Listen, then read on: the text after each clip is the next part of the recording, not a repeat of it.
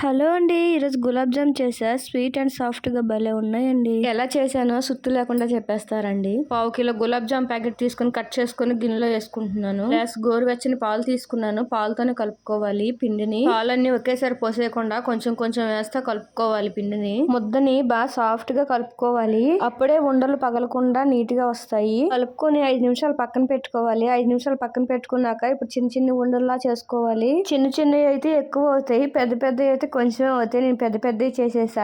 రెండు తినే బదులు పెద్దది ఒకటి తింటే చాలు కదా అని. మా ఇంట్లో స్వీట్ అయితే తినరు గానీ గులాబ్ జాములు అయితే తెగ తింటారు. మా చెల్లి వాళ్ళ ఇంట్లో ఏం చేసినా నాకు తెలియదు. అక్క ఇదిగో తిను నేను చేశానని చెప్పే వరకు. కానీ మా ఇంట్లో మాత్రం చేసేటప్పుడు స్మెల్ వెళ్ళిపోయిద్దేమో, చెయ్యంగానే వచ్చేసిద్ది. చాలా సార్లు అనుకుంటా తనకు చెప్పకుండా తీసుకెళ్లి ఇద్దామని. అసలు ఛాన్సే ఇవ్వదు అసలు నాకు. పైగా ఏమంటుందో తెలుసా, నాకు చెప్పకుండా చేసుకుంటున్నావా అని అడిగిద్ది. చెల్లెళ్ళే అంతే ఏమో మరి. ఇక్కడ స్టవ్ వెలిగించి గిన్నె పెట్టి గ్లాసుడు పంచదార వేసి గ్లాసుడు వాటర్ పోసుకున్న పాకం కోసం. పాకం దగ్గరకు వచ్చాక పక్కన పెట్టుకొని స్టవ్ వెలిగించి కడాయి పెట్టి ఆయిల్ పోసుకోవాలి సరిపడినంత. ఆయిల్ వేడయ్యాక ఉండల్లా చేసుకున్నాం కదా, అది ఇప్పుడు వేసుకోవాలి. ఉండల్ని గోల్డెన్ కలర్ వచ్చే వరకు వేయించుకోవాలి. సన్న మంట మీద వేయించుకుంటే లోపల కంటే వేగుతాయి. పెద్ద మంట అయితే మాడిపోతాయి, లోపల ఉడకవు. వేగిపోయినాయి కదా, ఇప్పుడు తీసేయడమే. వేయించుకునే గులాబ్ జాములు ఇప్పుడు పాకంలో వేసుకోవాలి. బాగా కలుపుకొని ఫ్రిడ్జ్ లో పెట్టుకొని 1 గంట 2 గంటల తర్వాత తింటే చాలా బాగుంటాయి. మా చెల్లి తిని చాలా బాగున్నాయి అని చెప్పింది.